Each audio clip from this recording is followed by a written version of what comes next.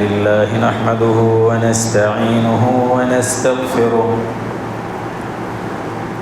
ونعوذ بالله من شرور أنفسنا ومن سيئات أعمالنا من يهده الله فلا مضل له ومن يضلل فلا هادي له وأشهد أن لا إله إلا الله وأشهد أن محمدًا عبده ورسوله أما بعد فأعوذ بالله من الشيطان الرجيم بسم الله الرحمن الرحيم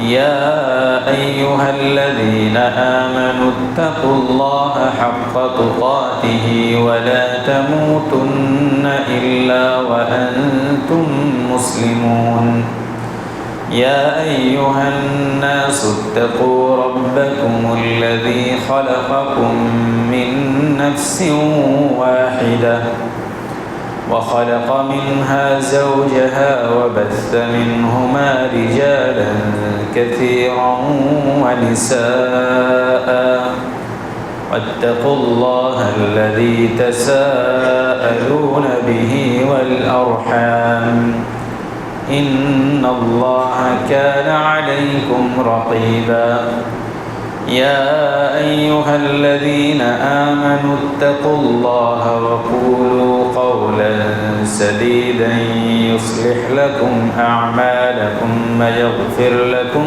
ذنوبكم ومن يطع الله ورسوله فقد فاز فوزا عظيما وقال الله تبارك وتعالى في موضع آخر واذكر أخا عاد إذ أنذر قومه بالأحقاف وقد خلت النذر من بين يديه ومن خلفه ألا تعبدوا إلا الله إني أخاف عليكم عذاب يوم عظيم সমস্ত প্রশংসা সেই মহান রব্বুল আলামিনের জন্য। দরুদ ও সালাম বর্ষিত হোক মুহাম্মদুর রাসূলুল্লাহ সাল্লাল্লাহু আলাইহি ওয়াসাল্লামের উপর। আল্লাহুম্মা সাল্লি আলাইহি আল্লাহুম্মা বারিক আলাইহি আল্লাহুম্মা সাল্লি ওয়া সাল্লিম আলা নাবিয়িনা মুহাম্মদ। আমি বক্তব্য শুরু করার আগে বিশেষ করে আপনাদেরকে একটু স্মরণ করিয়ে দিই, জুমার দিনের কিছু আদাব আছে, কিছু ভদ্রতা আছে, সেটা নিয়ে পরে বিস্তারিত আলোচনা করা যাবে। জুম্মার দিনে প্রত্যেকের দায়িত্ব হচ্ছে মনোযোগ সহকারে খুতবা শোনা। কেউতে এসে ওই দেওয়ালের পিঠ ঠেকিয়ে আরামসে ঘুমাচ্ছেন, কেউ বলছেন যে আমার ক্লান্তি ভাব আসছে বা আমি অনেক মেহনত করেছি সেই জন্য একটু আরাম নিচ্ছে। তো আপনি আরামই যদি নেবেন তাহলে মসজিদে এসে এই যে খুতবা না শুনে আপনি যে দেওয়ালে ঠ্যাস লাগিয়ে আরাম নিচ্ছেন, তাহলে খুতবা শোনার মর্যাদা পাবেন কী করে, এর যে নেকি সেটা পাবেন কী করে। দ্বিতীয় কথা হলো, যারা জুম্মার দিনে আসবেন প্রত্যেকের দায়িত্ব হচ্ছে কাতারগুলো প্রথম থেকে পূর্ণাঙ্গ করতে করতে আসবেন। কাতারে সামনের দিকে ফাঁক থেকে যাচ্ছে, এখন পেছন থেকে অনেক মানুষ আসার সুযোগ পাচ্ছে না, আর যদি কেউ আসছে তাহলে হয়তো ঘাট ডিঙ্গিয়ে আসছে। সেই জন্য প্রত্যেকের দায়িত্ব সামনের দিকগুলো পূর্ণাঙ্গ করা, যাতে কোনো ফাঁক না থাকে। আর যখন আর কোনো ফাঁক থাকবে না, পুরো মসজিদ ভরপুর হয়ে যাবে, তখন কোনো মুসল্লিরা উচিত হবে না যে মসজিদে ঘাট ডিঙ্গিয়ে মুসল্লিদেরকে কষ্ট দিয়ে ঢুকবে। একজন ব্যক্তি খুতবা চলাকালীন ও মানুষের ঘাট ডিঙ্গিয়ে ধাক্কাধাক্কি করে ঢুকছিল। মুহাম্মদ রাসূলুল্লাহ সাল্লাল্লাহু আলাইহি সাল্লাম বললেন, ইজলিস ফাকাদ আযাইতা, বসে যাও, ওখানে বসে যাও, তুমি মানুষকে খুব কষ্ট দিচ্ছ। তো ওই ঘাট ডেঙ্গানো আর মানুষকে ধাক্কাধাক্কি করে ঢোকাটা এটা খুব ভালো জিনিস নয়। অতএব প্রথম কথা হচ্ছে প্রথম দিকগুলো পূর্ণ করবেন যাতে ফাঁক না থাকে, আর পরে কেউ এসে ধাক্কাধাক্কি করে ঘাট ডিঙ্গিয়ে ঢোকার চেষ্টা করবেন না, এটা আদবের খেলাফ এবং জুম্মার যে ফজিলত তা থেকে বঞ্চিত হবে। আশা করি বুঝতে পেরেছেন। আমি কোরআনে কারীম থেকে একটা আয়াত তেলাওয়াত করেছি। আপনাদেরকে বলেছিলাম যে ইনশাআল্লাহ মুহাম্মদুর রাসূলুল্লাহ সাল্লাল্লাহু আলাইহি ওয়াসাল্লামের জীবনী নিয়ে, যে জীবনী থেকে আমাদের শিক্ষা আছে তা নিয়ে আলোচনা করব ইনশাআল্লাহ। মুহাম্মদুর রাসূলুল্লাহ সাল্লাল্লাহু আলাইহি ওয়াসাল্লামের জীবনী ব্যাপক, এটা আলোচনা করতে গেলে এর সময় শেষ হবে না, নির্দিষ্ট কোনো সময় নেই যে কবে শেষ হবে, কারণ পুরো কোরআনটাই মুহাম্মদুর রাসূলুল্লাহ সাল্লাল্লাহু আলাইহি ওয়াসাল্লামের উপর নাজিল হয়েছে। তার মানে পুরো কোরআনটাই হচ্ছে মুহাম্মদুর রাসূলুল্লাহ সাল্লাল্লাহু আলাইহি ওয়াসাল্লামের ইতিহাস। কোন আয়াত কখন নাজিল হয়েছে মুহাম্মদুর রাসূলুল্লাহ সাল্লাল্লাহু আলাইহি ওয়াসাল্লামের উপরে, এই বিস্তারিত বলতে গেলে এর শেষ নেই।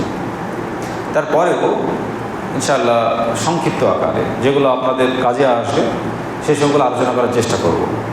মাঝে মধ্যে বিশেষ করে সামাজিক প্রেক্ষাপটকে সামনে রেখে যেটা অত্যন্ত জরুরি সে বিষয়টা আলোচনা থাকবে। কোনো সময় হয়তো ধারাবাহিক যে আলোচনা আল্লাহ রাসূলের জীবনী সেটা কোনো সময় হয়তো বন্ধ থাকবে, কোনো সময় আংশিক হবে। এখন আমাদের মুহাম্মদুর রাসূলুল্লাহ সাল্লাল্লাহু আলাইহি সাল্লামের জীবনী শুরু করার মূল যে তথ্য যেগুলো আছে তার পূর্বে কিছু বিষয় আমাদেরকে জানতে হবে। পৃথিবীর প্রথম মানব, প্রথম নবী হিসাবে যিনি এসেছিলেন তিনি হচ্ছেন আদম আলাইহিস সালাতু ওয়াস সালাম। তিনি যখন এসেছিলেন তখনও আল্লাহ তাআলার মনোনীত দিন বা ধর্ম যেটা ছিল সেটা হচ্ছে ইসলাম। আদম আলাইহিস সালাতু ওয়াস সালামের পরে আল্লাহ তাআলা ধারাবাহিকভাবে নূহ আলাইহিস সালাতু ওয়াস সালাম, ইব্রাহিম আলাইহিস সালাতু ওয়াস সালাম, ইসমাঈল, ইসহাক, মূসা, ঈসা, এরকমভাবে অনেক নবী আল্লাহ তাআলা প্রেরণ করেছেন। কোন বার্তা নিয়ে প্রেরণ করেছেন?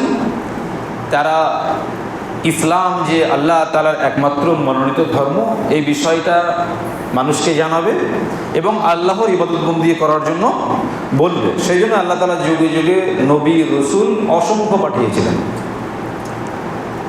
যেমন আল্লাহ তাআলা বলছেন যে ওয়ালাকাদ বা'আথনা ফি কুল্লি উম্মাতির রাসূলান আন ই'বুদুল্লাহ ওয়াজতানিবুত তাগুত।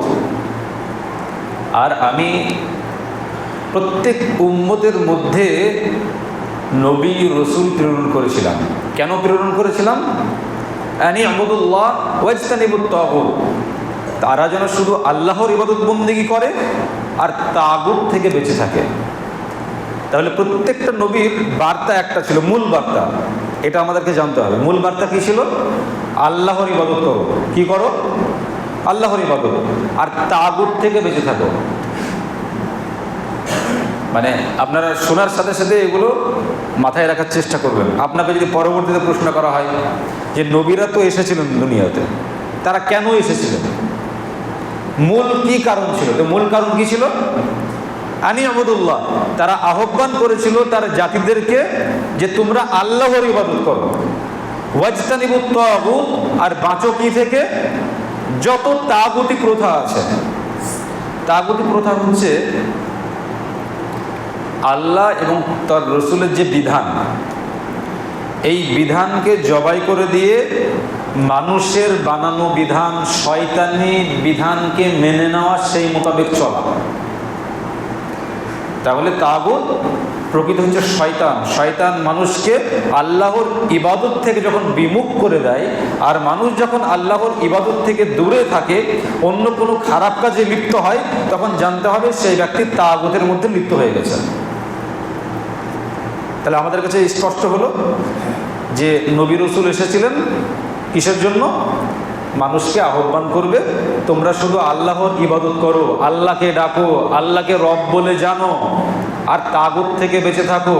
বিভিন্ন দেবদেবীর পূজার কাছে মাথা নত করছে, বিভিন্ন মূর্তির কাছে গিয়ে পুজো করছে, বিভিন্ন স্ট্যাচুর কাছে গিয়ে ফুল দিয়ে মাথা নত করছে, অনেক কিছু পালন হচ্ছে। এগুলো হচ্ছে সব তাগুত। মাজারে গিয়ে সাজদা হচ্ছে, মাজারে গিয়ে ছাগল জবাই করা হচ্ছে, পাথর চাপড়ে চলে যাওয়া হচ্ছে, বাচ্চা হয় না সেই জন্য, এগুলো সব তাগুতি প্রথা, এগুলো হচ্ছে শয়তানি প্রথা। আর এই প্রথা মানুষকে জাহান্নামে নিয়ে যাবে। আর এই প্রথা থেকেই বাঁচার জন্য আল্লাহ তাআলা যুগে যুগে নবী রসুল প্রেরণ করেছিলেন অসংখ্য, তাদের দাওয়াত একটাই ছিল। ঠিক সেরকমভাবে আমাদের সর্বশেষ নবী মুহাম্মদুর রাসূলুল্লাহ সাল্লাল্লাহু আলাইহি ওয়াসাল্লামকে আল্লাহ তাআলা শেষ নবী হিসাবে নির্বাচন করলেন এবং তিনি মানুষের কাছে ইসলামের দাওয়াত দিলেন। এক আল্লাহর ইবাদত বন্দেগী করার জন্য বললেন। তিনি আল্লাহর এক ইবাদত বন্দেগী করার জন্য বলতে গিয়ে অনেক মার খেয়েছেন, অনেক কষ্ট করেছেন, তার ইতিহাস আমরা জানি। তো মুহাম্মদুর রাসূলুল্লাহ সাল্লাল্লাহু আলাইহি ওয়াসাল্লাম যে কষ্ট করেছেন দাওয়াত দিতে গিয়ে, তিনি যে মার খেয়েছেন, এর মূল কারণ কি ছিল? তিনি কি কথা বলতে গিয়েছিলেন? বেশি কিছু বলতে যাননি। আল্লাহ সাল্লাল্লাহু আলাইহি ওয়াসাল্লাম বলেছিলেন, তোমরা এই যে দেবদেবীর পূজা করছো, তোমরাই তো তৈরি করেছো এইসব পাথর থেকে, তো এগুলো ছেড়ে দাও, আল্লাহর ইবাদত করো। প্রত্যেক নবীর একই দাওয়াত ছিল, আল্লাহ রাসূল সেই দাওয়াতই দিচ্ছেন, সব ছেড়ে দাও, তোমরাই তৈরি করে এই যে খড় দিয়ে, কাঠ দিয়ে, পাথর দিয়ে, মাটি দিয়ে কি করছো এগুলো সব? যারা এগুলো করে তারা পাগল, মেলা শিক্ষিত, অনেক শিক্ষিত, বড় বড় lawyer, high educated, engineer, doctor, কিন্তু তারা আল্লাহ তাআলার কাছে মূর্খ। নিজেই বানায় আর নিজেই মাথা নত করে, নিজেই ফুল দেয়, ধূপ দেয়। মানে আল্লাহ তাআলা তাদের যে আল্লাহ তাআলা সৃষ্টি করেছেন, তাদের যে আসল মগজ, ওই মগজে এই ধারণ ক্ষমতা নেই যে আল্লাহ তাআলা কেন সৃষ্টি করেছেন, কি করতে হবে, আর আমরা কি করছি। সেই জন্য আল্লাহ তাআলার কাছে কোটি কোটি শুকরিয়া যে আমরা শিক্ষিত অশিক্ষিত যাই আছি না কেন, এটা বুঝতে পারি যে আমরা কোনো দেবদেবীর কাছে কোনো খড়ের বস্তু, কাঠের বস্তু, মাটির বস্তু, কোনো পাথরের কোনো জিনিস দিয়ে তৈরি করার মূর্তির কাছে মাথা নত করি না। এটা জানি যেগুলো পাগলদের কাছে। যে কথাগুলো মুহাম্মদুর রাসূলুল্লাহ সাল্লাল্লাহু আলাইহি ওয়াসাল্লাম সেই যুগে সেই সময়কার মুশরিকদেরকে সতর্ক করেছিলেন যে ইসলামকে মেনে নাও, আল্লাহর ইবাদত বন্দেগী করো, তোমরা যেসব কাজগুলো করছো ওগুলো ছেড়ে দাও। এগুলো কি পাগলামের কাজ তোমরা শুরু করছো? তোমরা তৈরি করে তোমরা আমাদের কাছে সাহায্য চাইছো। এর জন্য মুহাম্মদুর রাসূলুল্লাহ সাল্লাল্লাহু আলাইহি ওয়াসাল্লাম মার খেয়েছিলেন। তো আল্লাহ তাআলা মুহাম্মদ সাল্লাল্লাহু আলাইহি ওয়াসাল্লামকে জানিয়ে দিলেন, আল ইয়াউমা আকমালতু লাকুম দীনাকুম ওয়া আতমামতু আলাইকুম নি'মাতি ওয়া রাদিতু লাকুমুল ইসলাম দীনা। আল ইয়াউমা আকমালতু লাকুম দীনাকুম, আমি তোমাদের জন্য মনোনীত করলাম তোমাদের ধর্মকে, আর আমি তোমাদের উপর পূর্ণাঙ্গ রাজি হলাম, খুশি হলাম। ও রাদিতু লাকুমুল ইসলাম দীনা, আর ইসলাম হিসাবে আমি দিনকে মনোনীত করলাম, ধর্ম হিসাবে মনোনীত করলাম ইসলামকে। অতএব ইসলাম ছাড়া অন্য কোনো ধর্মের কাছে কেউ গিয়ে কিছু যদি করে, অন্য কোনো ধর্মের কাছে মাথা নত করে, অন্য কোনো ধর্ম গ্রহণ করে, তাহলে সেই ব্যক্তি কাফের, তার সঙ্গে কোনো সম্পর্ক ইসলামের থাকবে না। এবং মুহাম্মদুর রাসূলুল্লাহ সাল্লাল্লাহু আলাইহি ওয়াসাল্লাম তাদের জন্য ঘোষণা দিয়েছেন তারা জাহান্নামে যাবে। সম্মানিত উপস্থিতি, তো মুহাম্মদুর রাসূলুল্লাহ সাল্লাল্লাহু আলাইহি ওয়াসাল্লামের মূল দাওয়াত ছিল আনি ইবুদুল্লাহ, আল্লাহর ইবাদত করো, ওয়াজতানিবুত তাগুত, তাগুত থেকে বেঁচে থাকো। তোমরা এই যে হবল, লাত, উজ্জা, এর যে তোমরা ইবাদত করছো, উপাসনা করছো, এগুলো করো না। মূল বিষয় ছিল মুহাম্মদুর রাসূলুল্লাহ সাল্লাল্লাহু আলাইহি ওয়াসাল্লামের এগুলো বলতে গিয়ে তিনি অনেক নির্যাতনের শিকার হয়েছেন মুশরিকদের কাছ থেকে।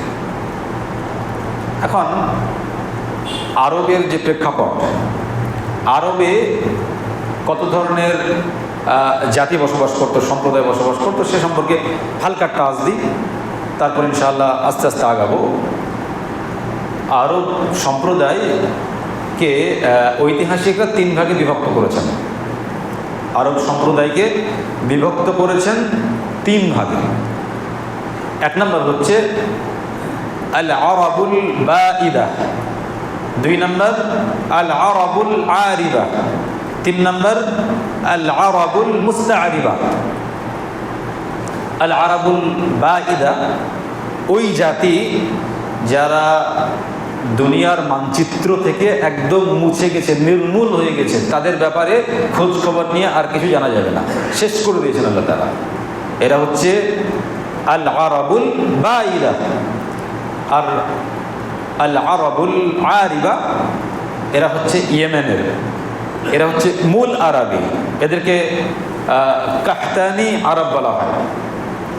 আর 3 নম্বর হচ্ছে আল আরবুল মুস্তাআদিবা, এরা হচ্ছে ইসমাইল আলাইহিস সালাতু ওয়াস সালামের বংশধর, এদেরকে আদনানি আরব বলা হয়।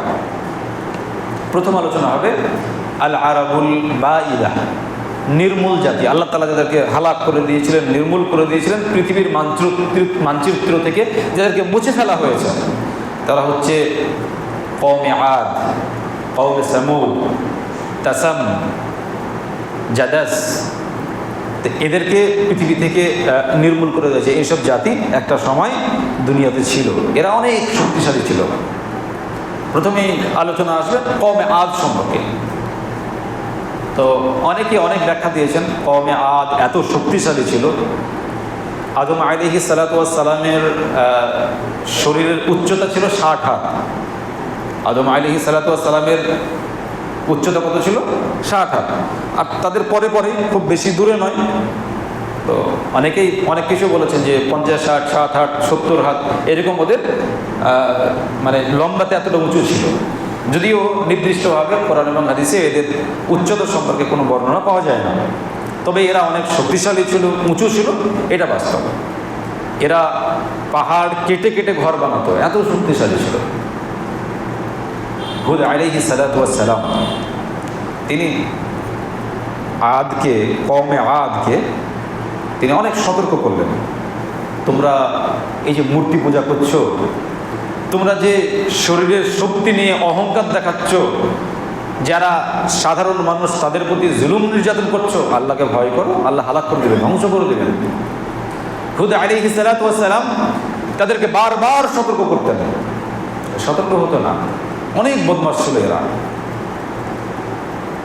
নূহ আলাইহিস সালাতু ওয়াস সালাম যখন তার সম্প্রদায়কে তিনি ভয় দেখিয়েছিলেন, তোমরা যে বিভিন্ন রকমের নোংরা কাজ করছো, আল্লাহ বিরোধী কাজ করছো, সতর্ক হও, নৌকাতে উঠো। নৌকাতে উঠেনি, তার সন্তানও উঠেনি, আল্লাহ তাআলা তাদেরকে ধ্বংস করে দিয়েছিলেন। আর তার পরে পরে ধ্বংস হওয়ার পরে পরে আবার প্রথম যারা মূর্তি পূজা শুরু করেছিল তারা হচ্ছে কওমে আদ। অনেক শক্তিশালী ছিল, অনেক বদমাশ ছিল। হুদ আলাইহিস সালাতু ওয়াস সালাম তিনি অনেক সতর্ক করার পরে যখন তারা ফিরে আসছে না, আল্লাহ তাআলা আয়াত নাযিল করছেন, ওয়াজকুর আখা আদ ইয আনযারা কওমাহু বিল আহকাফ ওয়া ক্বাদ খালাতিন নুযুরু মিন বাইনি ইয়াদাইহি ওয়া মিন খালফিহি আল্লা তা'বুদু ইল্লাল্লাহ ইন্নী আখাফু আলাইকুম আযাবা ইয়াউমিন আযীম। সূরা আহকাফ আয়াত নাম্বার 21। ওয়াজকুর আখা আদ, তোমরা স্মরণ করো আখা আদ, আদের ভাই হুদকে, হুদ আলাইহিস সালাতু ওয়াস সালামের কথা স্মরণ করো। এটা কে বলছেন? মুহাম্মদ সাল্লাল্লাহু আলাইহি সাল্লাম বলছেন। কাকে বলছেন?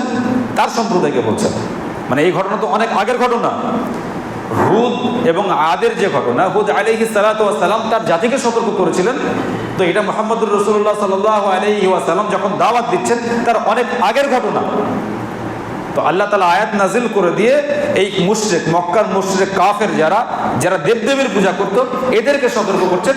আল্লাহ তাআলার আয়াত যে নাজিল হয়েছে তা দিয়ে ওয়াজকুর আখা আদ, তোমরা স্মরণ করো ওয়াজকুর আখা আদ, আদের ভাইয়ের কথা, অর্থাৎ হুদ আলাইহিস সালাতু ওয়াস সালামের কথা। ইয আনযারা কওমাহু বিল আহকাফ, যখন তিনি আহকাফবাসী যারা আহকাফে বসবাস করত সেই সম্প্রদায়কে সতর্ক করেছিল। ওয়াকাদ খালাতিন নুযুরু, এবং অনেক সতর্ককারী আগে গত হয়ে গেছে, তারাও সতর্ক করেছিল তার আগের জাতিকে। ওয়াকাদ খালাতিন নুযুরু মিন বাইনি ইয়াদাইহি ওয়া মিন খালফিহি, আগে এবং পরে সতর্ক করা হয়েছিল। ওয়া মিন বাইনি ইয়াদাইহি ওয়া মিন খালফিহি আল্লা তা'বুদু ইল্লাল্লাহ, তোমরা শুধু আল্লাহর ইবাদত বন্দেগী করো। তোমরা যে দেবদেবীর পূজা করছো, যা করছো, এগুলো করো না। এর আগের জাতি করত, হুদের জাতি করত, আদ করত। ইন্নী আখাফু আলাইকুম আযাবা ইয়াউমিন আযীম, আমি আশঙ্কা করছি, আমি ভয় করছি যে আল্লাহ তাআলা কঠিন শাস্তি দিয়ে তোমাদেরকে হালাক করবেন, ধ্বংস করে দেবেন। হুদ আলাইহিস সালাতু ওয়াস সালাম অনেক সতর্ক করার পরে, ভয় দেখানোর পরে ওই বেয়াদবরা ভয় করে।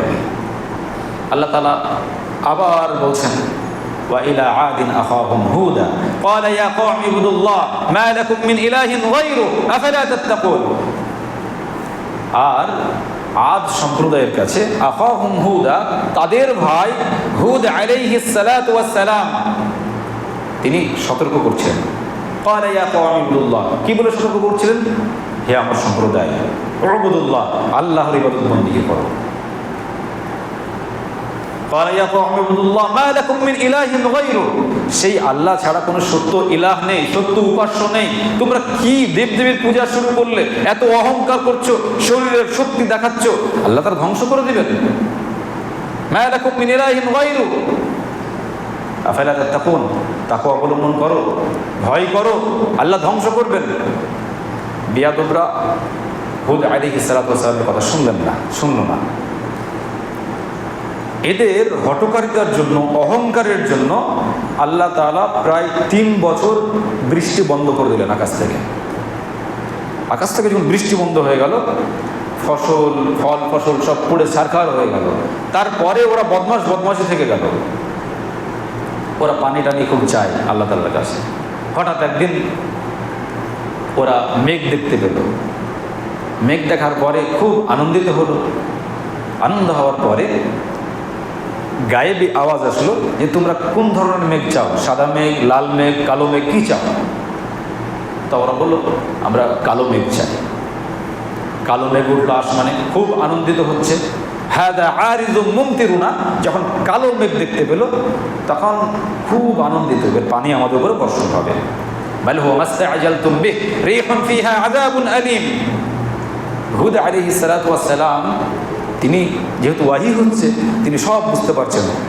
তিনি তখন তার সম্প্রদায়কে বললেন, তোমরা খুব তাড়াহুড়ো করছো, তোমরা বদমাশি করছো, আর আল্লাহ তাআলার কাছে পানি চাইছো, খুব আনন্দিত হচ্ছে। এই যে মেঘ লেগেছে, এটা আল্লাহর আযাব। এই যে হাওয়া বৃষ্টি যা হবে, এগুলো আল্লাহর আযাব স্বরূপ, আল্লাহ তাআলা হালাক করে দিবেন, ধ্বংস করে দিবেন। এটা ওই আনন্দর বর্ষণ নয়, আনন্দর হাওয়া নয়, আনন্দর ঝড় নয়। হুদ আলাইহিস সালাতু ওয়াস সালাম, তিনি যারা ঈমানদার ব্যক্তি তাদেরকে নিয়ে আল্লাহ তাআলার আদেশে ওখান থেকে প্রস্থান করলেন, ওখান থেকে চলে গেলেন। ওখানে ঝড় বৃষ্টি শুরু হলো, এমন ঝড় বৃষ্টি শুরু হলো কন্টিনিউভাবে 7 রাত্রি 8 দিন, 7 রাত্রি 8 দিন যাবৎ বৃষ্টি, ঝড়, ঝঞ্ঝা, বজ্রপাত দিয়ে আল্লাহ তাআলা পুরো জাতিকে হালাক করে দিলেন, ধ্বংস করে দিলেন। যেহেতু হুদ আলাইহিস সালাতু ওয়াস সালাম বারবার তাদেরকে ডেকেছিলেন, বারবার আহ্বান করেছিলেন, তাদের কথা শুনে হুদ আলাইহিস সালাতু ওয়াস সালামের কথা শুনেননি। হুদ আলাইহিস সালাতু ওয়াস সালামের কথা যদি শুনতো তাহলে আল্লাহর আযাব থেকে তারা রেহাই পেত। সম্মানিত উপস্থিতি, আমরা যে ইতিহাসেই ঢুকি না কেন, আমরা কোরআন হাদিসের কথা যাই শুনি না কেন, আমাদের কাছে শিক্ষণীয় যে বিষয়টা আমাদের কাছে এসে দাঁড়ায়, যেটা শিক্ষণীয় বিষয় হয়ে দাঁড়ায়, সেটা হচ্ছে যুগে যুগে আল্লাহ তাআলা অনেক জাতিকে নবী রসুলের কথা না শোনার জন্য, আল্লাহর আদেশ না শোনার জন্য তাদেরকে ধ্বংস করেছেন। এখন নবী রসুলের সিলসিলা শেষ হয়ে গেছে। সেই নবী রসুলদের মেসেজ আমরা যখন আলেম সম্প্রদায় যখন সাধারণ মানুষের কাছে পৌঁছবে, সাধারণ মানুষের কাছে বলবে, তখন সাধারণ মানুষ যদি না শোনে তো আল্লাহ তাআলাও কোনো সময় রাগান্বিত হয়ে গেলে ওই জাতির মতো এদেরকেও আল্লাহ তাআলা হালাক করবেন। এখনও আল্লাহ তাআলা মাঝে মাঝে বিভিন্ন জায়গাতে আল্লাহ তাআলা মানুষকে হালাক করছেন। এগুলো আমাদের জন্য শিক্ষণীয়।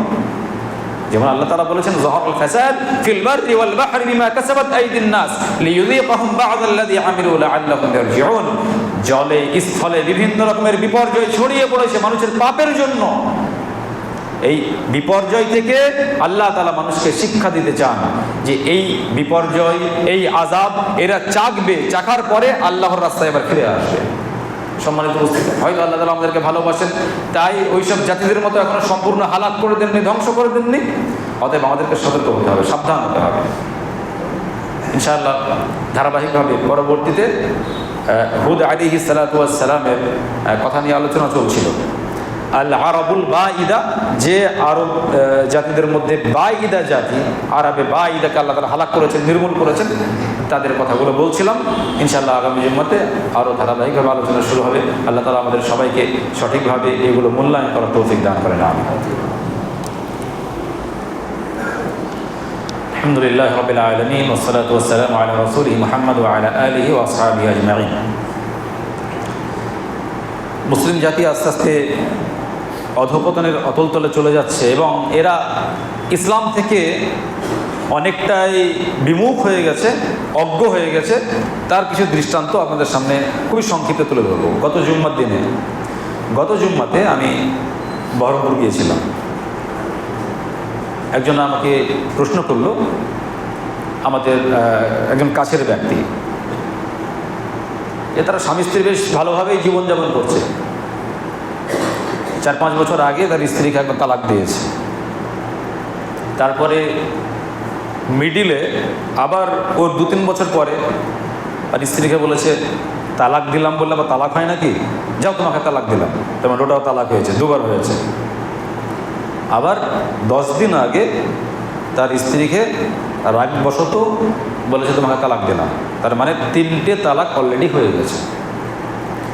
এখন সারা জীবন যদি মাথা ঠুকে আর পৃথিবীর ভালো ভালো আলেমের কাছে যায়, যে বলে যে আমি আমার স্ত্রীকে নেব, আর কোনো রাস্তা নাই। আমি যে বিষয়টা আপনাদেরকে বলতে চাইছি সেটা হচ্ছে, অনেক মালউন, অনেক পথভ্রষ্ট, আল্লাহর গজবপ্রাপ্ত ব্যক্তি সমাজে বসবাস করছে। তার স্ত্রীকে সবসময়, যা তোকে তালাক দিলাম, তোকে ছেড়ে দিলাম, এরকম বলতেই আছে, আর স্ত্রী নিয়ে বসবাস করছে, অথচ তার স্ত্রী হারাম হয়ে গেছে তার জন্য। অনেক ব্যক্তি এরকম আছে, ও জানেই না যে তালাক দিলাম এর মানে কি, ছেড়ে দিলাম এর মানে কি। কোনো ব্যক্তি যদি স্ত্রীকে হাসতে হাসতে, ঠাট্টা করে, রাগবশত, যেমনভাবে হোক না কেন, স্ত্রীকে যদি বলে আমি তালাক দিলাম, ছেড়ে দিলাম, তাহলে সেটা গ্রহণযোগ্য হয়ে যাবে। মুহাম্মদ রাসূলুল্লাহ সাল্লাল্লাহু আলাইহি ওয়াসাল্লাম বলেছেন যে কয়েকটা বিষয় নিয়ে যদি ঠাট্টা করে বলে, তাহলে সেটা বাস্তব হবে। আপনি হাসতে হাসতে আপনার স্ত্রীকে বলছেন, যাও তোমাকে তালাক দিলাম, তালাক হয়ে গেল। আবার পরের মাসে, মানে একটা হায়েজ পার হওয়ার পরে, আবার পরের হায়েজে যখন হায়েজ থেকে পবিত্র হবে, তখন যদি আবার বলে তোমাকে তালাক দিলাম, 2টো হয়ে গেল। এরপরে যখন আরেকটা তালাক তার হাতে আছে, আবার যখন বলবে তালাক দিলাম, তখন যতই স্বামী স্ত্রী ভালোবাসা থাক, যতই আপন হোক, যতই কাঁদাকাদি করুক, কোনো রাস্তার খোলা নেই যে ওই স্ত্রীকেও সে গ্রহণ করবে। তবে বিদআতি কিছু মোল্লা আছে যারা বিদআত করে এবং অমুসলিমদের কাছে ইসলামটাকে হাসির খোরাক বানিয়েছে। এরা হালালা করায়, মানে স্ত্রীকে যখন তালাক দিয়ে দেবে, তখন কোনো বুড়ো মৌলবি বা মোল্লা দেখে তার সঙ্গে বিয়ে দিয়ে দেবে। বিয়ে দেওয়ার পরে তার সঙ্গে 2-3 দিন থাকবে, 2-3 দিন সহবাস করবে, ও বলে তোমাকে ছেড়ে দিলাম, তারপরে আবার এই বিয়ে করবে। এই হারাম প্রথা, জেনা প্রথা বেদাতীদের মধ্যে আছে, মাযহাবীদের মধ্যে আছে, কিন্তু এটা সম্পূর্ণ হারাম। সম্মানিত উপস্থিতি, আমি যে বিষয়টা আপনাদেরকে বলছি, সতর্ক করছি, সেটা হচ্ছে ওই ব্যক্তি তালাক দেওয়ার পরে সে ফতোয়া জিজ্ঞাসা করেছে, ফতোয়া স্পষ্ট হওয়ার পরে এখন সেই ছেলে বলছে যে আমি তালাক দিয়েছি, কেউ শুনেছে কি? আমি তোমাকে বলেছি, কে শুনেছে, কে সাক্ষী আছে? মানে আল্লাহর ভয় আস্তে আস্তে তার অন্তর থেকে পুরোপুরিভাবে চলে গেছে। এখন সে বলছে যে আমি তালাক দিয়েছি, কে সাক্ষী আছে, চলো চলে এসো। আর স্ত্রী যাবো না বলেছিল, পরবর্তীতে গাড়ি পাঠিয়ে দিয়েছে, সেই মেয়ে তার বাড়িতে এসে সংসার করছে। যতদিন বেঁচে থাকবে ততদিন জেনা করবে, 2 জনাই জেনা করবে। এরকম হয়তো সমাজে অনেকেই আছে, তালাক দেওয়ার পরে স্ত্রীকে নিয়ে হারামভাবে জেনা করছে। যেমন কোনো মেয়েকে কেউ নিয়ে এসে যদি তার ঘরে রেখে দেয়, বিয়ে না করে এমনি নিয়ে এসে কোনো মেয়েকে রেখে দিয়েছে, তাই এটা যেমন জেনা। তো 3টে তালাক হওয়ার পরে তালাক দিয়ে দিয়েছে, 3বার তালাক দেওয়া হয়ে গেছে, তার মানে ওটা তার স্ত্রী না, ওটা ওর জন্য হালাল না, আর কোনো রাস্তাও নেই, তওবাও নেই, এর কাফারাও নেই, আর বিবাহ করার কোনো ব্যবস্থাপনাও নেই। শুধুমাত্র একটা ব্যবস্থা আছে, সেটা হচ্ছে ওই মেয়েটার ছাড় হয়ে গেছে, স্বাভাবিক হয়ে গেছে। এখন ইদ্যত পার হওয়ার পরে ওই মেয়েটার কোথাও বিয়ে হবে, যেমন স্বাভাবিক বিয়ে হয়। বিয়ে হওয়ার পরে ওই স্বামী স্ত্রী যখন মিলজুল থাকবে না, হয়তো স্বামী ছেড়ে দিল, এমনি নর্মালভাবেই ছেড়ে দিল, কিংবা স্ত্রী বললো আমি খোলা করে নিলাম, তোমার সঙ্গে সংসার করতে ভালো লাগছে না। এখন তাদের সঙ্গে যখন ছাড়ছুড় হয়ে যাবে, তখন আগের যে স্বামী তাকে বিয়ে করতে পারবে, কিন্তু চুক্তি করে নয় যে ভাই আমি 3টে তালাক দিয়ে ফেলেছি, কি করা যাবে, তা তুমি তোমার বন্ধু হও, তোমার সঙ্গে আমার স্ত্রীর বিয়ে করে দিচ্ছি, এখন তুমি 2-3 দিন রাখো, 2-3 দিন রাখার পরে তুমি আবার ছেড়ে দিও, আমার ছেলে মেয়ে আছে, সমস্যা হয়ে যাবে। এটা হচ্ছে জেনা। এরকমভাবে চলবে না, এটা হারাম। আশা করি বুঝতে পেরেছেন। অতএব কোনো ব্যক্তি তার স্ত্রীকে তালাক দিলাম, ছেড়ে দিলাম, এই কথা মুখে উচ্চারণ করবেন না। এ ব্যাপারে খুব সাবধান এবং সতর্ক থাকবেন। আর যদি করেছেন, আপনারা তো জানছেন যে তালাক দিয়েছেন এরকমভাবে, তাহলে এখনও সময় আছে, স্ত্রীকে আলাদা করে দেন, কোনো রাস্তা নেই। যদি জানেন যে আমার স্ত্রীকে 3টে তালাক দিয়েছি, সেটা ক্লিয়ার হয়ে গেছে আর এখন বসবাস করছি, তাহলে আপনি জিনা করছেন। সেজন্য মুহাম্মদ রাসূলুল্লাহ সাল্লাল্লাহু আলাইহি ওয়াসাল্লাম বলছেন,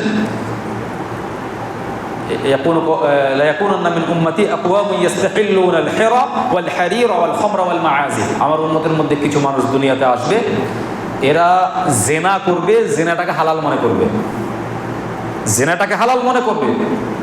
তো জেনাটাকে হালাল মনে করবে, এরকমভাবেই হালাল মনে করছে, আরে আমার স্ত্রী ছিল, আমি 3টে তালাক বলেছি, তো কী হয়েছে, তালাক দিয়েছি, আমার স্ত্রী তো নাকি, এরকম করে নিয়ে সে সংসারে রাখছে এবং তার সঙ্গে সহবাস করে জেনা করছে, তো এটাকে ও হালাল মনে করছে। সম্মানিত উপস্থিতি, বিভিন্ন রকমভাবে জেনার বিচার চলছে, মানুষ এখন অজ্ঞ হয়ে গেছে, বলার অনেক কিছু আছে তালাক সম্পর্কিত বিষয় নিয়ে, এটা নিয়ে কোনো সময় বিস্তারিত আলোচনা করা যাবে। অথবা আমি আপনাদেরকে সতর্ক করছি, কেউ অবৈধভাবে স্ত্রী নিয়ে বসবাস করার চেষ্টা করবেন না। আপনার স্ত্রীকে আপনি তালাক দিয়েছেন, তাহলে ছেড়ে দিতে হবে। যদি 3টে তালাক স্পষ্ট হয় যে 3টে তালাক আপনি দিয়েছেন, তবে এক বৈঠকে একসাথে যদি বলেন 1 তালাক, 2 তালাক, 3 তালাক, তাহলে 1টা তালাক হবে। এটা মাথায় রাখতে হবে। আপনি একসঙ্গে, মানে এক্ষুনি আপনি যাও তোমাকে তালাক দিলাম, 1 তালাক, 2 তালাক, 3 তালাক, ও যদি 1000 তালাক বলে, তাও 1টা তালাক হবে। এবার এটা 1টা তালাক হয়ে থাকলো, তারপরে স্ত্রীর যখন পিরিয়ড হবে, পিরিয়ড হওয়ার পরে যখন সে পবিত্র হবে, পবিত্র হওয়ার পরে যখন আবার বলবে যে যাও তোমাকে ছেড়ে দিলাম, তালাক দিলাম, তখন আরেকটা তালাক গণ্য হবে। ঠিক এরকমভাবে আবার যখন পিরিয়ড হবে, পিরিয়ড হওয়ার পরে যখন সে পবিত্র হবে, বা পিরিয়ড অবস্থায় হোক, যে কোনো অবস্থায় হোক না কেন, আবার যখন তালাক দেবে, তখন আবার তালাক হিসাবে গণ্য হয়ে একদম চিরতরে হারাম হয়ে যাবে, 3টা হয়ে যাবে। সম্মানিত উপস্থিতি, আমরা যেন আমাদের হালাল জীবনযাপন,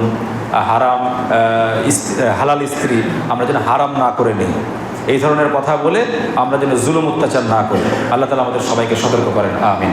আল্লাহ তাআলা আমাদের সবাইকে হারামভাবে জীবনযাপন করা থেকে বেঁচে থাকার তৌফিক দান করেন, আমিন।